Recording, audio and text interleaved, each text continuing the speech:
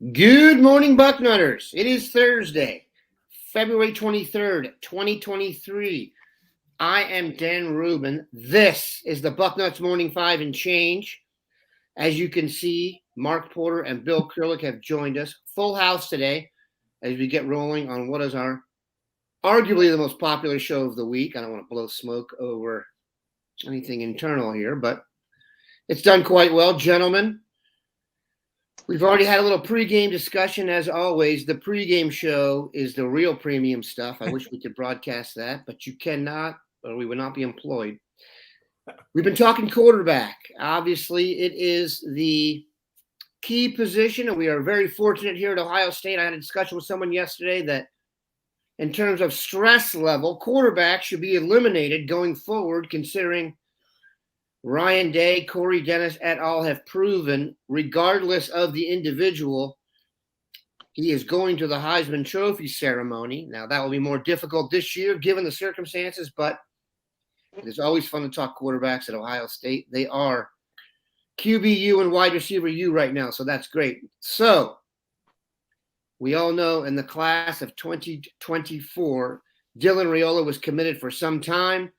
We thought we had that one put to bed. Then he decommitted. Where he will land, nobody knows. Nebraska or Georgia, it seems like. But now Ohio State's back in the pool for a 24 quarterback. One of the names that has come up frequently, and we discussed it because it is one of those names that you won't forget when you hear it, Air Noland. And yes, Air as in Jordan. I'm not sure it's his real name. Bill will let us know. Bill, you've had plenty on Mr. Nolan up there recently. Bring us up to speed, and then let's start talking context and the QB board in 24. Well, Air Nolan will be at Ohio State at the end of March 31st. I checked with him again yesterday. That visit is still on. He's very much looking forward to it. He is talking to Ryan Day, Corey Dennis, or one of the two at least, almost every day, he told me yesterday. And he says it's going very well. He feels like he's done everything he can in his power at this point to get an Ohio State scholarship offer, and we'll see if that comes at the end of March. I certainly wouldn't be shocked. Sometimes they like to do that. They wait and actually offer the person in person. So it wouldn't shock me at all. And he is hoping for that offer. It's an offer he would like to get. On the other hand, if it doesn't come, he's pretty content. He's got quite a nice list of scholarship offers. So, he's a left-hander, about 6'3", 195 pounds, and more of a pocket type guy, but can use his legs and do a little running when he needs to. Very, as I've put it, prolific. He helped lead his team, Langston Hughes, to a 15-0 record, state championship in 6A Georgia football, which they're playing good teams, suffice to say. So he's tested, and it'll be interesting to see if he gets that offer when he comes up on March 31st. Teammate of class of 2023 commitment, Jelani Thurman. That never hurts. Jelani Thurman, I have had a couple of people tell me hopes are extremely high for Jelani Thurman. I think they got a really special player. And if you consider his lineage, his mom was a hooper at Georgia. His dad, Odell Thurman, who was a fantastic linebacker at Georgia and Cincinnati when he was in trouble. But so we'll keep an eye on him. Let's talk quarterback a little closer to home here. This is not necessarily the most well-publicized. Well-publicized is not the right heralded class in Ohio in 24. We know in 25 you've got the Montgomery, Tavian Sinclair duo who are already making their name known on the national scene. 24, not the same. However, there are a few guys to keep an eye on, and I will put mine in the ring. I am a big fan of Tim Carpenter at Trotwood. He is a Dayton guy, so I have seen him come up. He is he's got the it factor. I don't know how else to describe it. He's just a winner, super smart. He knocked out our high school in basketball. He plays for Trotwood. Trotwood had an unbelievable set of injuries when he was a freshman. He was the freshman point guard They beat us in the tournament. He played center as a freshman. He's that kind of throw him into the big scene and he will make it happen. Just got an offer from Yale. He's not going to have the offer list of, the other dudes that they're going to be considering. The national prospects they're going after, like Julian Sains, committed to Alabama, and Jaden Davis, who was apparently a Michigan lean. But, Mark, what is Tim Carpenter like? Bring us up to speed, and then how does he fit in the mix? It's not an easy thing to get an offer at Ohio State quarterback. Yeah, the first thing you know about Carpenter is when you see him, he's impressive to look at when you see him standing out on the field. He looks like a 6'4", 6'5" type player out there where he could be the biggest player on the field, almost has a tight end body, like too big for receiver.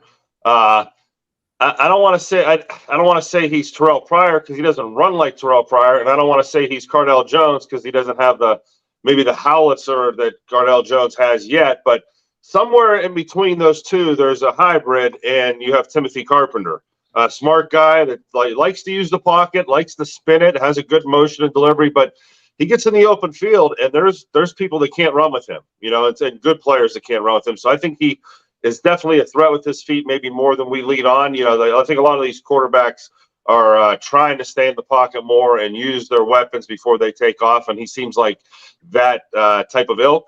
But he's a big-time player. He's a little bit more raw than some of the other quarterbacks, I'd say. Has a little more developing, maybe some 7-on-7s this summer. You'll see him click a little faster. And I think what I mean by that is he'll anticipate more than react. Right now, you maybe see a receiver get open, and he'll react to it, where he'll anticipate that kid getting open, and that ball will be hitting him in the face mask when he comes out of the break.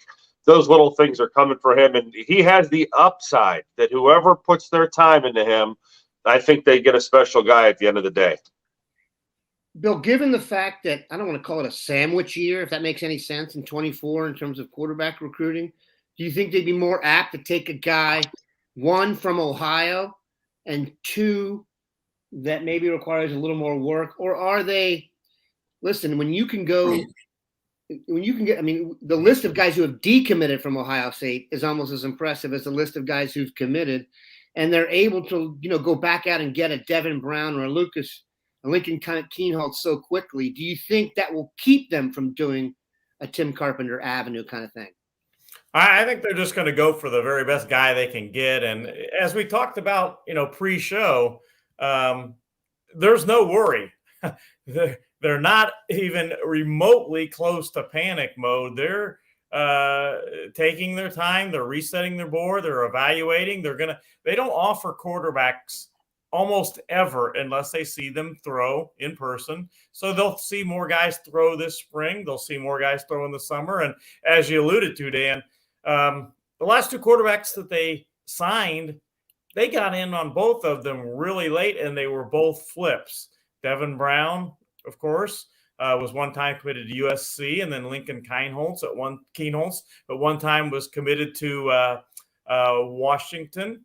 So there's no worry. And you go back before that, he wasn't committed elsewhere, but CJ Stroud was a guy that they didn't even start recruiting until December of his senior year in high school. His senior season was over when they started recruiting him, and lo and behold, he ends up at Ohio State. So there's no panic whatsoever. And getting back to Tim Carpenter, kind of along that same theme, kids are interested in Ohio State if you're a quarterback. Tim Carpenter is interested in Ohio State, definitely. I talked to him a number of weeks ago, and he said that if Ohio State comes calling, he is absolutely very much ready to listen.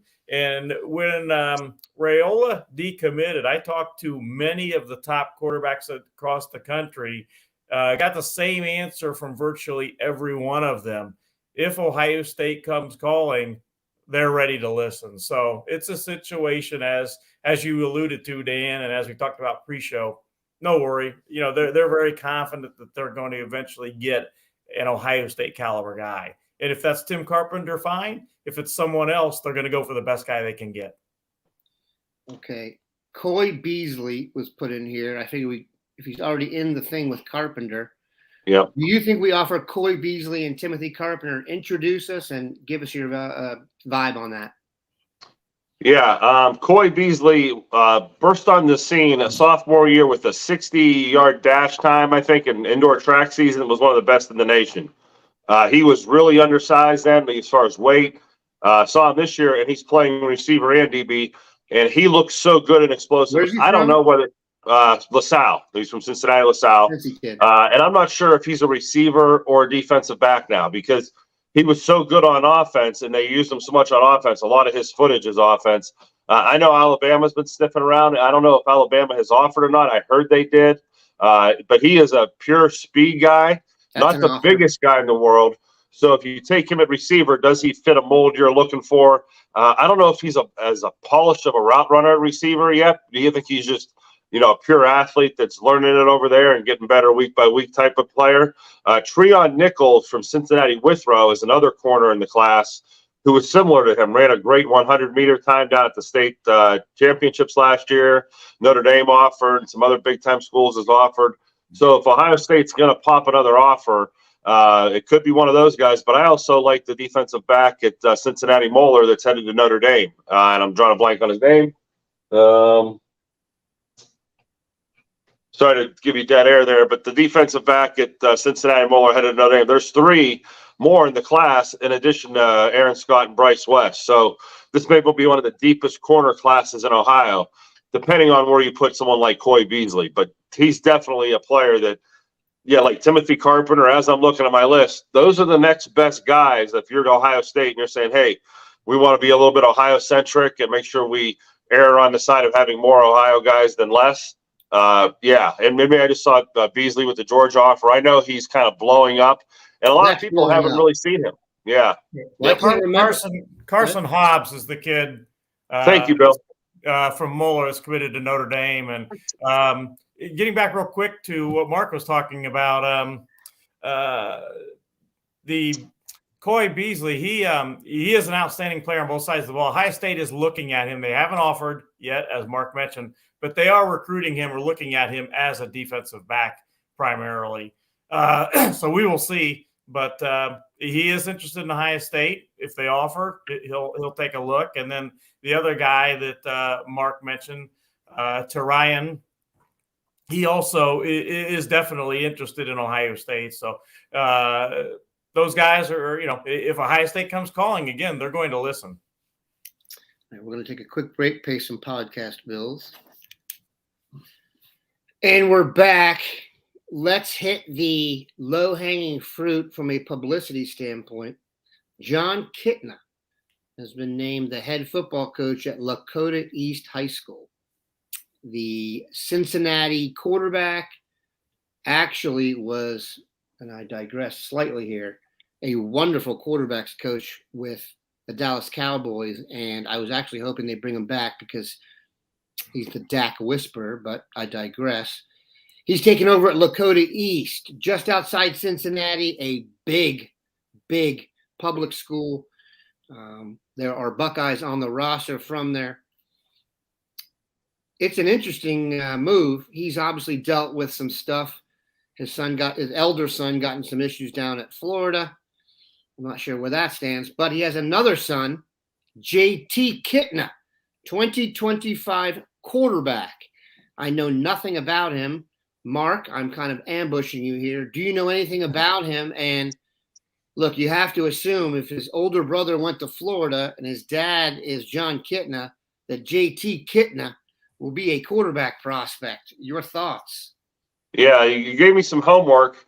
And what's funny is if you know anything about Lakota East, they don't run a quarterback-friendly offense. Austin Sierraville played in a run-first, punch you in the face, triple option offense where the quarterback was lucky to get 3 to 5 passes a game type offense. So obviously that's going to change. He was not the starting quarterback when I went to see them last year, so I don't really have the book on him. I'm sure there's JB tape or 7-on-7 tape out there, and we'll do our homework here at Scouting Ohio on that. But that being said, Lakota East is up against it because Bolden over at Lakota West is building a powerhouse. You said there was Austin Sierraville to Buckeye on Lakota East. Right. Lakota West has numerous Buckeyes, and they keep pumping them out. So they're like Glenville down south right now, and they have stolen players from Lakota East in the past couple of years. I don't want to butcher the name, but the Benny Powell kid, the defensive back, was from Lakota East and out Lakota West. So they've actually had a migration of talent go to the West. So John Kitna, definitely a fan. Remember him with the Seahawks going back a ways, I think, right? Yeah. Okay, so yeah, let's see what he does there, but I can expect a total makeover for that program. A passing offense will be installed because I'm assuming his son is going to have to pass the ball to be a scholarship quarterback. Yeah, I do remember. Hold on a second. Hold on. I know the trivia question with John Kidna is he played football at a college that no longer offers football.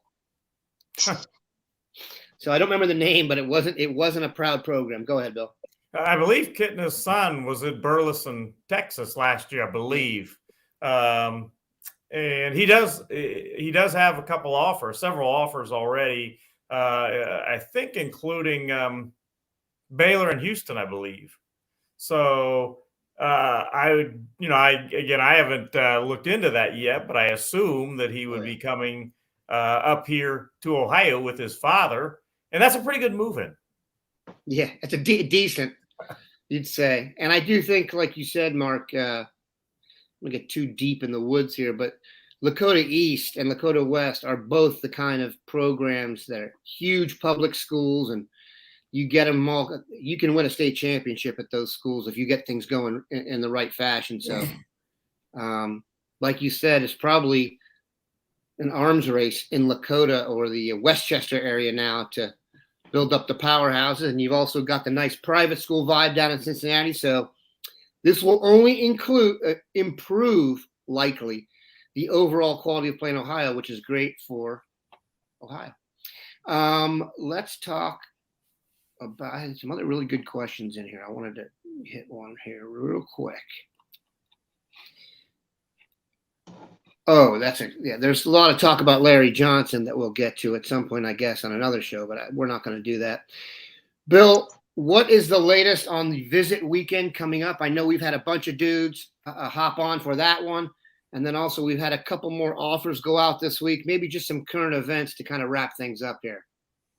Well, the visits will start the week of March 7th. That's the first day of Ohio State spring practice, March 7th. They practice twice that week, March 7th, a Tuesday, and March 9th, a Thursday. Yeah, March 7th is the first day of spring practice. Right, and then they take a week off for Ohio State spring break. They're off basically March 11th through March 19th. And they come back that week, and then it's pedal to the metal as they're practicing generally 3 times a week all the way till the spring game, April 15th. So they'll have some visits March 7th and March 9th. They'll have a lot of visits after that, from March 21st on. But as you mentioned, Dan, we're adding guys every day. If you go to the Bucknuts front row message board, there's a running thread of guys visiting Ohio State, and that gets changed every day. In fact, I'll be changing that later today because another player has told me that they're going to be visiting Ohio State, that being Jake Wheelock, who I like, kid from down there, Dayton Stebbins. I think he's underrated. I really like, and I think Mark feels the same way a bit too, that I think this kid can be a pretty good player. Ohio State hasn't offered him yet, but he is definitely on the radar, and I think he'll camp at Ohio State this summer and look for an offer. But similar to Zach Myers for Miamisburg. Yeah. So March 7th, you've got Mark Navy from Toledo, who Ohio State's offered. He's going to be visiting that day, and you look at March 9th. There's a bunch of guys, a number of guys visiting. Most of them that first week will be Ohio guys, and then starting after spring break is when you really get into a lot of guys visiting Ohio State, big names from out of state. And I might add that current events. I think that Mark, you did an evaluation on Jordan Lyle, the running back. Definitely. If I'm not mistaken, from Florida. Burn. Yeah, he's really fast. Well, he's going to be visiting Ohio State late March, if I recall. I'm pretty sure that's right. He's going to be visiting Ohio State, and it's going to be a multi-day visit. Actually, it's March 23rd to the 25th. That'll be interesting. You know, he's a guy that if you watch his tape, he really runs well, and Ohio State has offered him. He, of course, attends St. Thomas Aquinas in Fort Lauderdale, which is literally a factory for football players. Running back wise, the first one that comes to my mind is James White, the guy, Wisconsin, and the Patriots, the Bosa brothers, Michael Irvin. Is that good? So very impressive. Keep it locked in here, Bucknutters. Like Bill said, it is fast and furious. I work here, and I have trouble keeping up with all the offers and what Bill's getting done in a furious level of activity. And all these names that we've brought up here, Mark is going to have evaluations on all these guys, since that's what we do. So we'll be completely up to speed as we knock it out here and stay on the recruiting trail. We appreciate everybody stopping by. Have a good one, Bucknutters.